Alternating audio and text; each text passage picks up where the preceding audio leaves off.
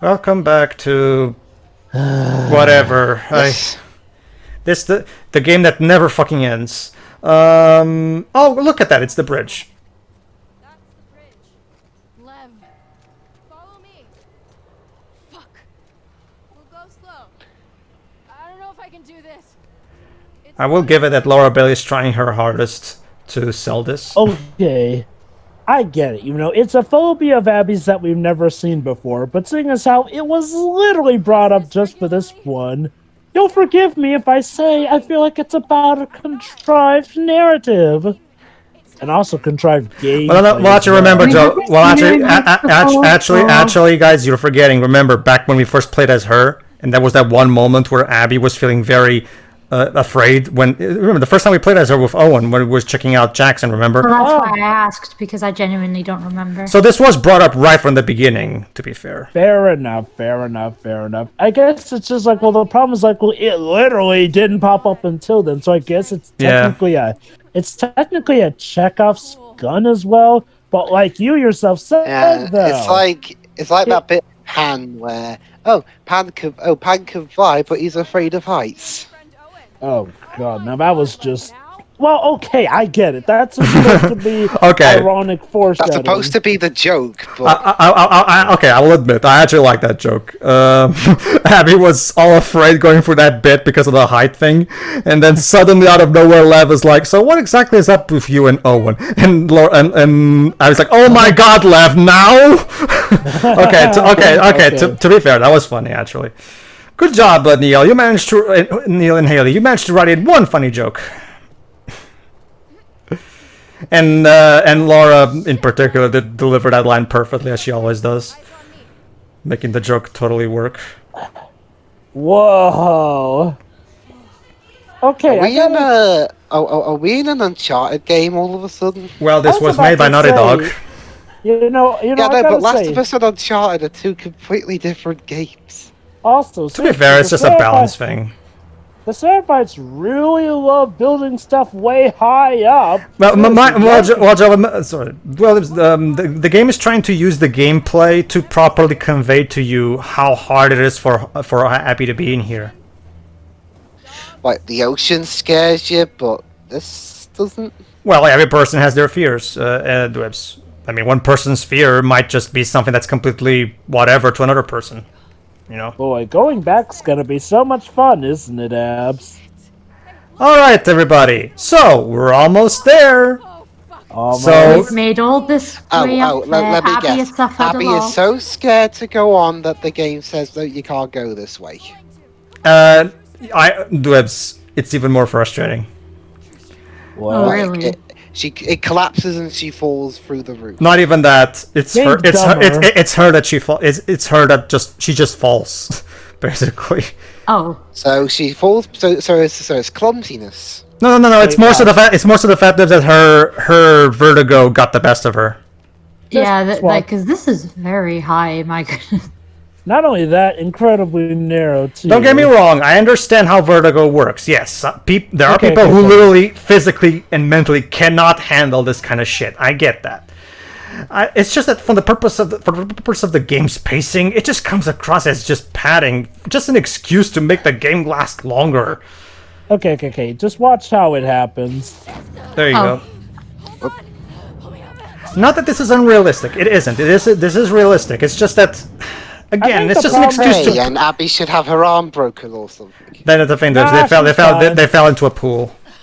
Falling into water from that height, that's true,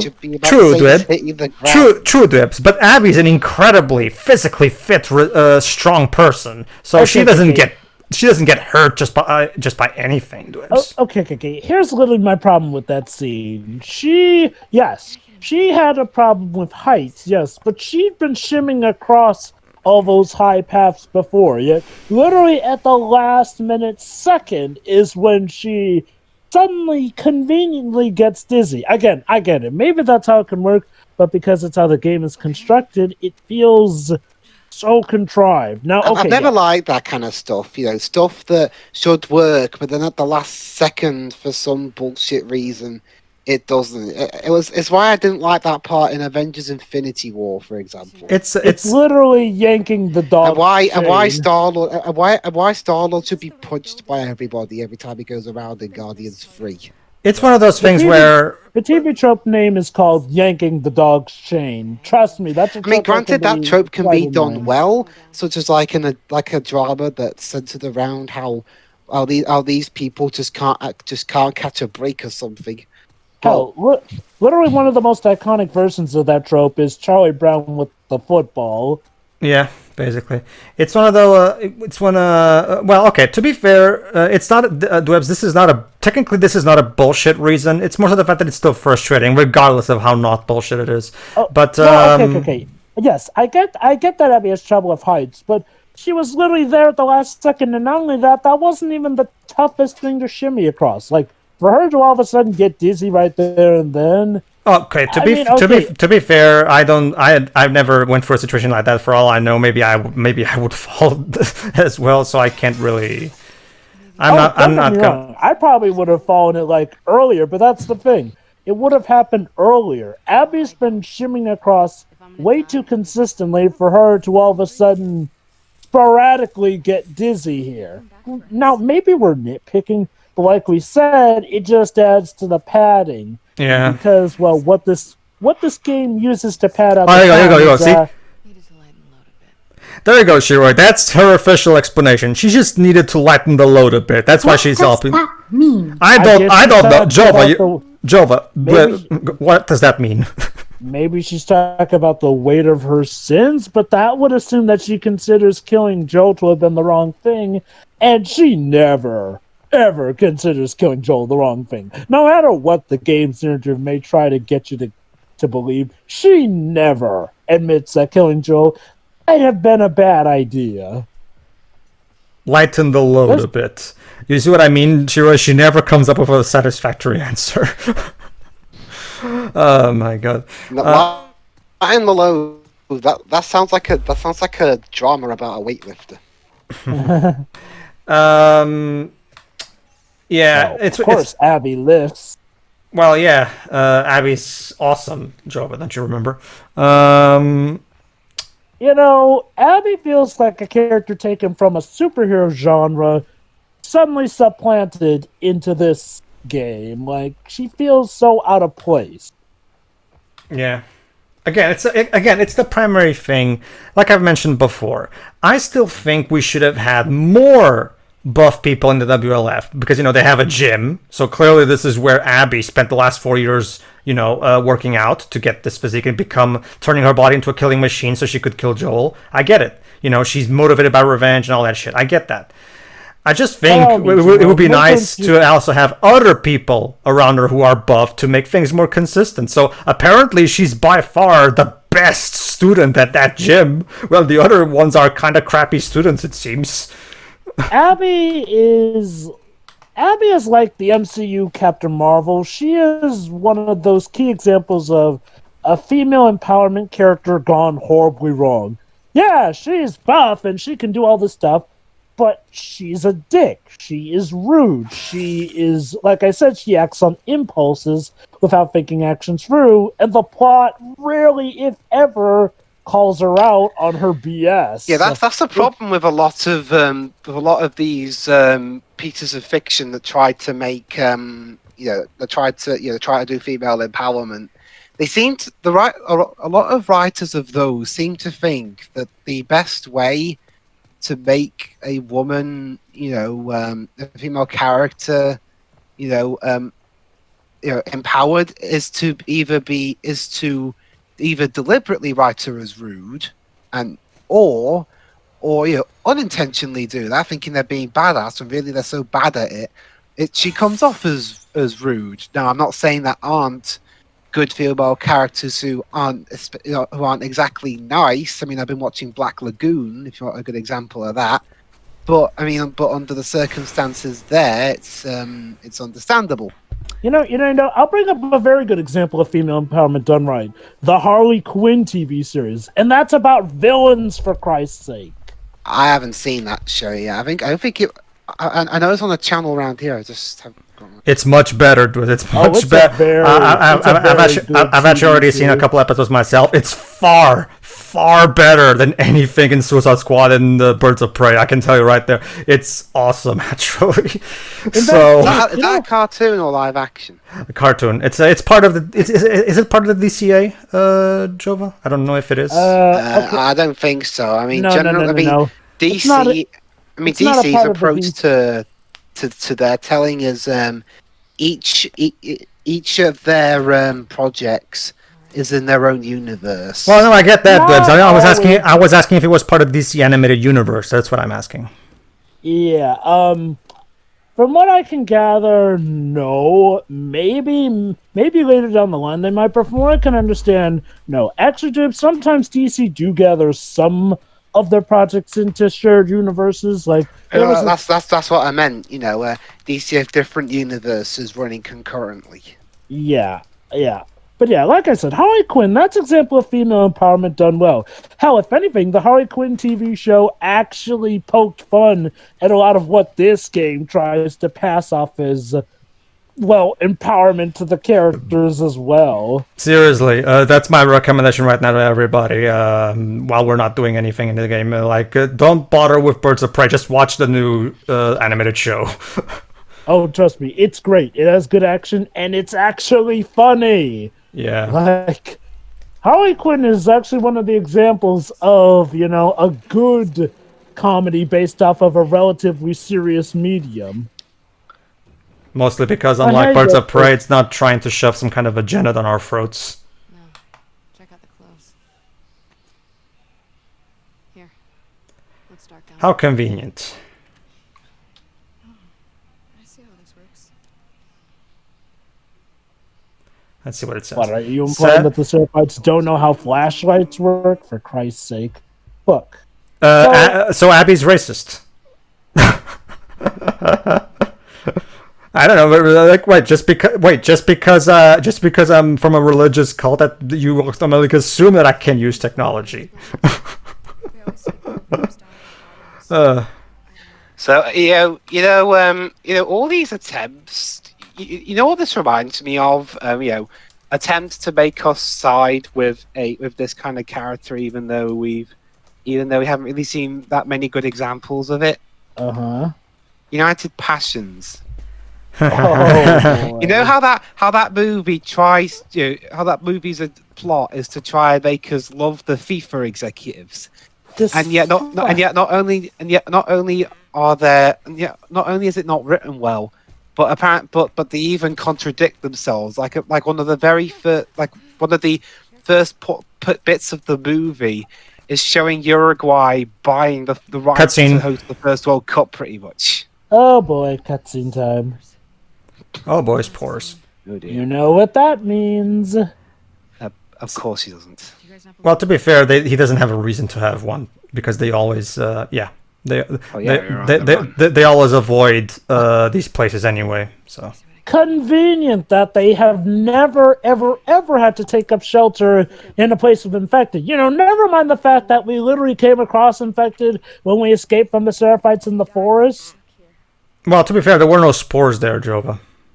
Yeah, but they were still infected there, which means that, still get some protection. Like, that's the problem with this game. They try to suggest that, the Seraphites are a religious cult who don't believe in the need of any of this modern technology stuff, which is stupid. Hang on, a gas mask being stuck in these elements for such a long time, wouldn't it be pointless? Yes, it would. The Dardigan also brought that up in his Sins video.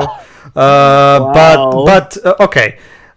It's one of the again. However, I will. It's like trying to find an oxygen mask in a room that's filled with bloody poison. Yeah. That mask ain't gonna help you because it's already been contaminated by poison. Exactly. It's Here's one of those my things where question. I will. Wouldn't it have been better to just have Abby have her own mask? Or try on to her find a from the bucket get-go? of water surrounded by fire. That water's gone, mate.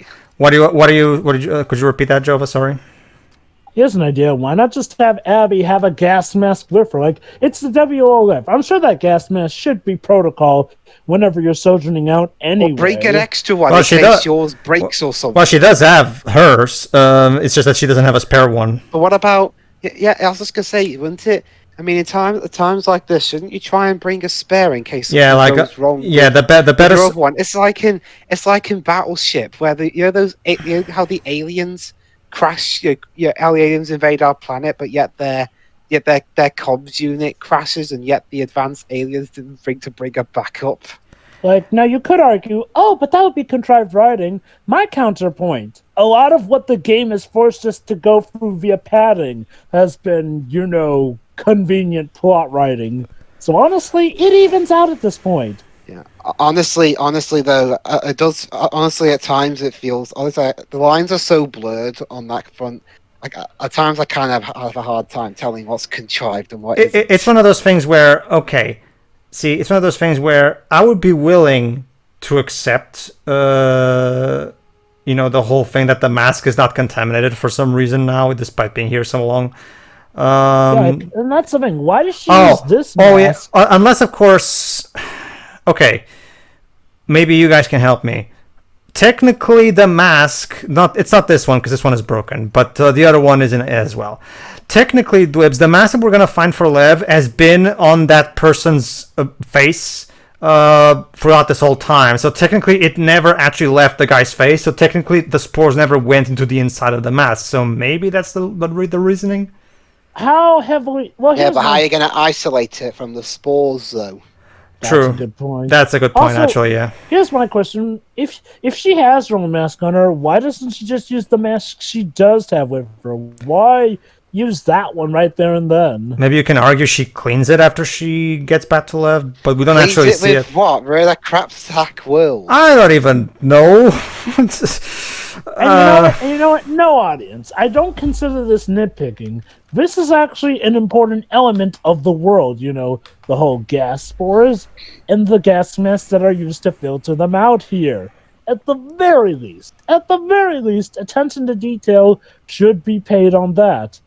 And again, may I remind you, the only reason we're here is because the game decided to pad things out. Yeah. You could have just had us go more straightforward, but nope. You decided to spin your wheels a bit more. Now we have an entire hotel to go through. Because remember, we have to go all the way back to the bottom floor. So yeah, again, this is exactly the problem. This game didn't need to be 25 hours long. It could have easily have been a very sweet 15 hours, and it could have worked just as well. Well, not really, because the story is still crap, but at the very least, it would feel like it would get straight to the point. And yeah, I'm pretty sure that mask is probably corrupted, but let's assume that you cleaned it on the way back. Yes. Well, that was a pretty incidental moving. Seeing as how there weren't any cordyceps in trying to find this. That's the thing, Jova. It's now that they show up. Convenient. Why didn't they just have them be there before? Were they just waiting for Abby to find the mask and go, that's our cue, let's jump her? Maybe. I mean, granted, it's not directly another example of them being more cunning, which me and Sherry have been pointing out, but still, There's one. It feels weird gameplay-wise. There we go. See, Allie has the bow and arrow, but Abby has a crossbow, because Abby's awesome. See? So, Shiroi, do you like Abby yet? No. What are your thoughts on Abby? But she's incredibly pro-trans and even helping this one along. She's still a bad person. Yep. Well, but Shiroi, how many good actions does she have to do before you finally get over her one bad action? Like, Maybe. she fucked up in the beginning. Like, here's the thing. She has to actually learn from her actions in order for us to even start considering liking her. Spoiler, she doesn't. I don't know what to tell you. Hell, you know what's sad? There was literally a perfect opportunity in the game for her to learn a lesson, but no, the only reason she does the right thing is because Lev asks her to. Mm-hmm. Come on, you Oh, asshole. I guess he's playing chicken with you. Yeah, that's the thing about the stalkers. The stalkers just hide like cowards and wait for the right moment to jump on me. Huh. Quite a boost in zombie intelligence there. I guess they just become more cocky when they become clickers. There we go. Well, when they become clickers, they can't see anymore, so obviously that tactic doesn't work. Hold still! There we go.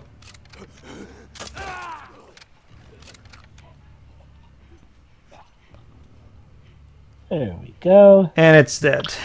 Oh god, we get this kind of music now. You know, the tension music that we've heard for the past 10 years. Boo, boo. Well, to be fair, Dribs, yeah, the basic idea that they usually have is that you know, like to be fair, Dribs, Guz's scores for these games have always been minimalistic in nature. The first game also did this. You know, like it's always been the style of the music of this series. You know, it's supposed to be a minimalistic score. It's not meant to be a John Williams type score. I know, but I hear I hear it all the bloody time now. I can see what Dwebs means, though, in the sense that, you know, I get it, you know. If maybe we were changing settings up more, it wouldn't be as notable, but even in this game, it's been getting a bit old, which ties back into the padding problem. Mm-hmm. Like, again, if your game's gonna go this long, give us more to listen to than just boom. They do have Guz always busts out the guitar during the dramatic scenes, and that's always good. But yeah, the problem is how far and few in between those dramatic scenes are with all the padding. Yeah. Seriously, even if this game's narrative was good, the padding could very well ruin someone's enjoyment of it. Mm-hmm. All right, let's carry on. God. Yeah. Carry on my wayward son. Yeah, there you go, everybody. Like, it's gotten to a point where Jova has to sing just to make sure there's no dead air in this commentary, because this game has gone on for so long, we've literally run out of things to say. Sure, Dwibs, is there anything we haven't covered? You know, without spoiling? I don't know. Actually, I think I've got a topic. Actually, it relates to what I've been seeing quite a few times recently. Sure. Okay, and something similar to what I posted in our group chat. When creators, for some reason, I have absolutely no idea why, decide to make a character and or plot that can be considered as offensive to their own gender or religion or etc. Like, I mean, why? I mean, you're apparently one of the writers of this game is female, and so far all the females I've seen are either bland and uninteresting or Abby. Well, don't you see, Dwibs? It's pushing the envelope, subverting your experience. It's giving you an experience that Don't really get him started on that, because he'll or for a equally bigger scale example, Birds of Prey, where one of the Asian characters is a pickpocket, and yet the writer and director of that film are both Asian women. Mind you, in the comics, she's supposed to be one of the more successful bad girls. So yeah, I don't know why the heck they downgraded her to that. Well, to be fair, I guess you can make an argument that, you know, like, well, to be fair, just because the character is Asian, that doesn't mean the writer is not allowed to portray her as a bad person, because there are bad Asian people in the world, you know. I don't, but that just sounds so backwards to me. You try to Hollywood has a huge. I get that Hollywood has a huge problem with diversity, and yet when you're given the chance to, when you're given the platform to make a big movie, you throw your own culture into a stereotype. Well, you can make an argument that maybe she was trying not to be overcompensating, maybe. I Because think the problem is, again, there was no business making Cassandra Cain that way. Cassandra Cain is supposed to be that is true. a deadly and slightly silent Batgirl. She's not even Batgirl in the flipping Birds of Prey movie. And Love is Infected. Good job, Abby. Good. That's what would have happened. You're giving her. Sorry. You're giving him an infected mask, and now he's going to die. Or, fortunately, for the power of cop-out bullshit writing, he doesn't. Oh, is he immune too? No, he's not immune. No, that's she right. He's not immune in the same way Ellie does. He has he has character armor immunity. Oh, I see. Yeah, That is So it's that kind of immunity. It's a much stronger immunity, Shiroi. Oh. It's not as strong as Joker immunity, but character plot armor is pretty strong. Yeah. Mm-hmm.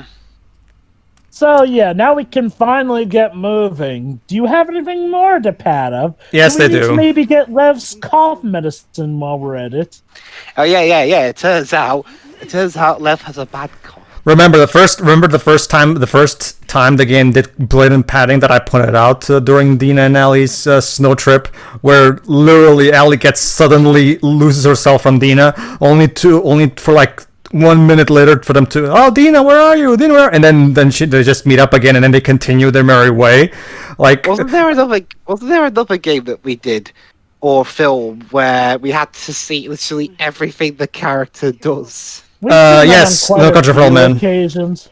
Remember those? Yeah, like we have to see the main how the main characters get ready in the morning, or their entire journey to work. Well, that's more so Heavy Rain. No Country for Old Men does the thing where Llewellyn is trying to hide the money. So instead of just showing him hiding the money and cutting to the next scene, instead we have to watch him unscrew the screws, take the thing out, count the money. Then you have to see him put the briefcase in. Then you have to see him pushing it, and you see every single bloody step of the goddamn thing, because if we didn't show all of it, the audience might actually assume the suitcase teleported in there. You have to show everything. It's not like people can use common fucking sense or anything. Okay, audience, let's tune in for the next part, and hopefully stuff will actually get back to happening. See ya. All right. See ya.